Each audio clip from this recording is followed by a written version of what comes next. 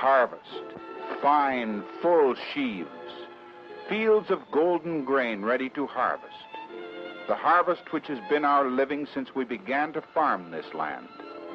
This is good earth. We've lived by it since we helped to clear and level it years ago. And now it's a good heritage for our children.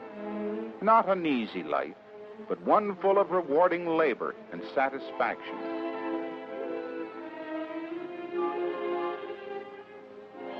Our little market town of Duke isn't far away. It's a quiet place. We go there to shop, get our machinery fixed, buy gas and oil, and to talk things over with the neighbors.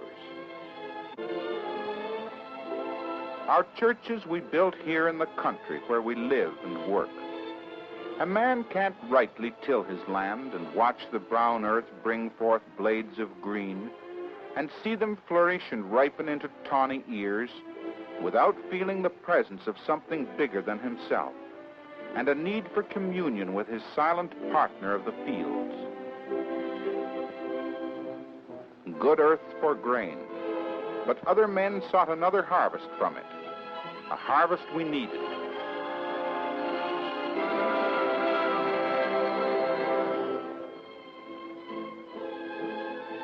For 3 decades, oil companies had been drilling with only limited success. Searching, searching, searching. Then in February 1947, 20 miles south of Edmonton, near the little town of Leduc, Alberta,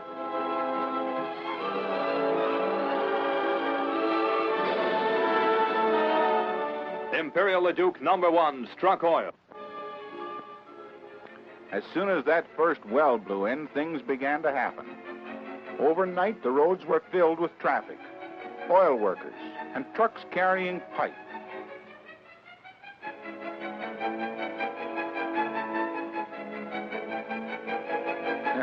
I never saw so much pipe.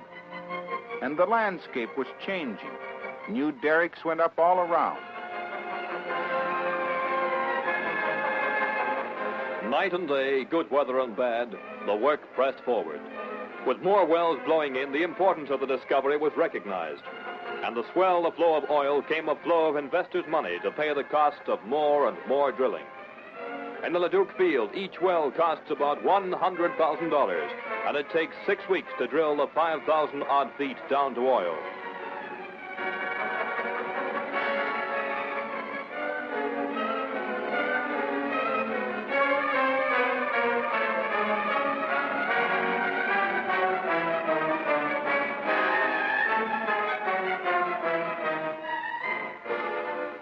A feeling of achievement carried the workers through the endless drilling, the changing of bits, and the lowering of drill pipe down, down, down to the bottom of the hole.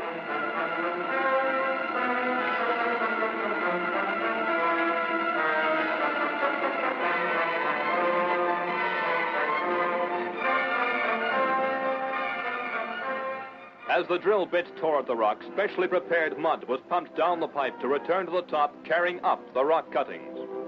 The mud is tested constantly for consistency and sometimes brings to the surface the first traces of oil.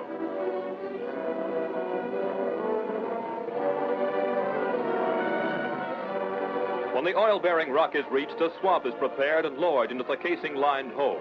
After much swabbing, the column of mud is gradually removed until finally the pressure of oil and gas causes the...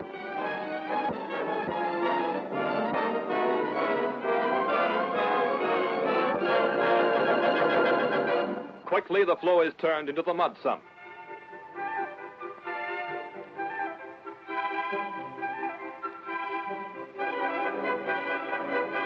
When most of the mud is blown clear, the flow is turned into the flare pipe.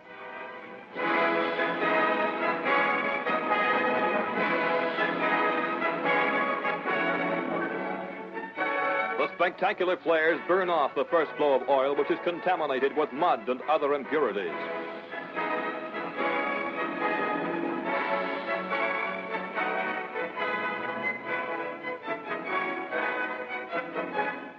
When the oil flows free of impurities, it is directed into the separator on storage tanks. Instead of setting up storage tanks at each well, batteries of tanks are built, and a network of pipelines brings in the oil from several nearby producers. Gauges record the production of each well.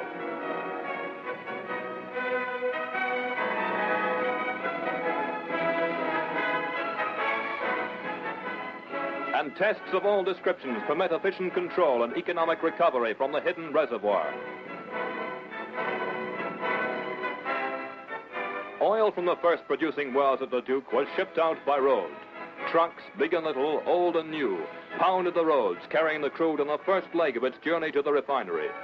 The railway siding at Leduc suddenly became a terminal of importance. As the field grew, roads were improved to cope with the heavy traffic. Transit routes were taxed to the utmost, and a program of road improvement on a cost-sharing basis was undertaken by municipality, province, and oil company.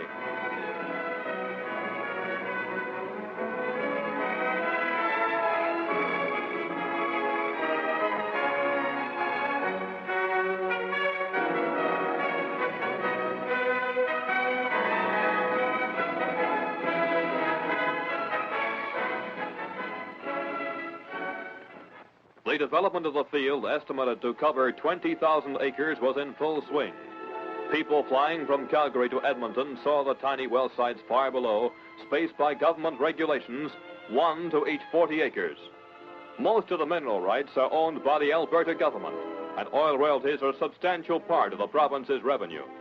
After the discovery, other companies were soon in the area, drilling and bringing in wells.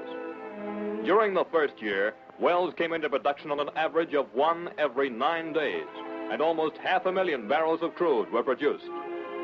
The rough pioneer days of the field were over. When wells came into production, derricks were moved to new locations. Batteries of tanks and separators were painted and landscaped.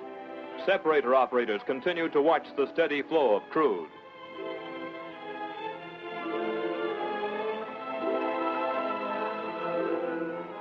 At the railhead of Nisku, tanks were erected as one step in a new system for handling the growing volume of oil. 15 miles south of Edmonton, where a new refinery was fast taking shape, Nisku's 3 huge tanks would receive the flow of oil through an 8-mile pipeline.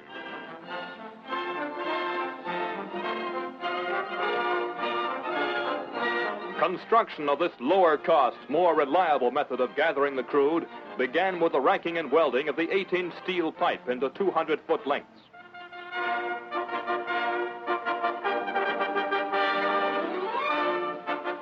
While the farmers worked their fields nearby, welders made the line continuous. Each farmer received payment for the right-of-way and compensation for any loss of crops.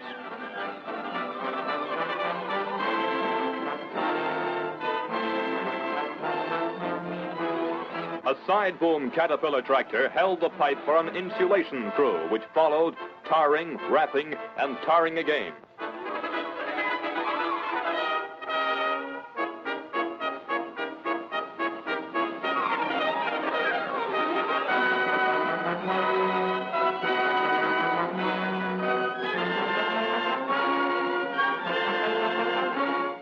As the wrappers worked, the heavy ditch-digging machine scooped out a clean 5-foot trench straight across country.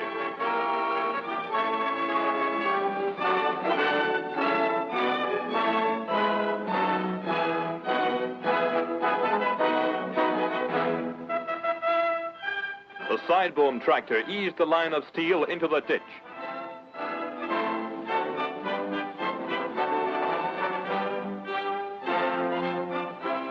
Then a bulldozer buried the pipe. The fill was packed down and leveled, and topsoil was spread over it, so the farmer would lose none of his fertile acres. But all was not smooth sailing. The route of the pipeline crossed several ravines. One coulee in particular presented an engineering problem, for it was 165 feet deep and 500 feet across. Cement piers were poured. Used drill pipe was welded into towers on each side. Heavy steel cables were strung across. Out of necessity, ingenuity, and materials quickly available, grew a bridge capable of pushing the heavy pipeline on at surface level.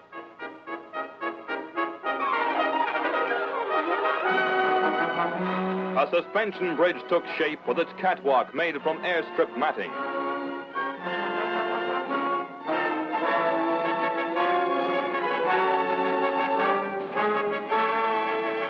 Special insulation was added to the pipe, which was to hang exposed through the cold prairie winter.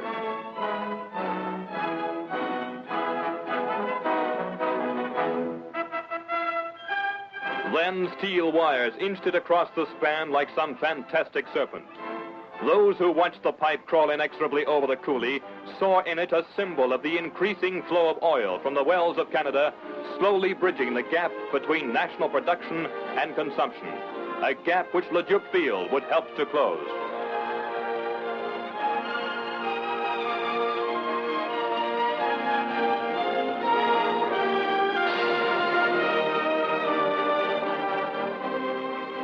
With the last join welded, oil began to flow, and a new chapter opened in the history of the field.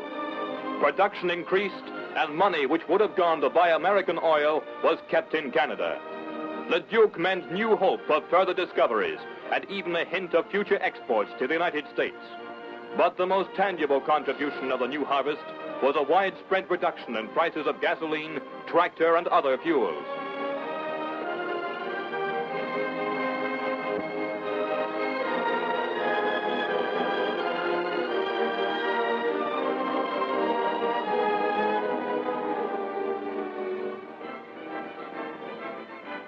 Leduc is a busy town these days.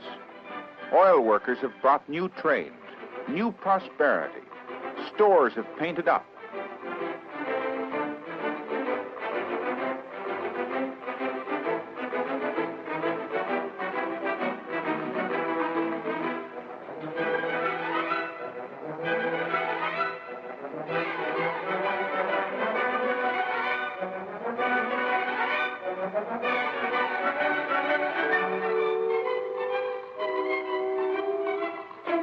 Signs of the new crop are all around. Services are expanding. New houses are mushrooming on the outer lots. Nice ones, too. Lots of fellows plying their trades more busily than they have in many a day. A whole new town called Devon. The change of pace doesn't show quite as much out our way, but it's there. For instance, we run our machinery and our automobiles cheaper than we used to. A man's harvest hasn't changed, and yet the land he's known and worked is suddenly touched with mystery. Farmer and oilman, grain and crude oil. Two crops where there was one. It's strange and wonderful, this reaping of another harvest, rich and powerful, a mile below the wheat.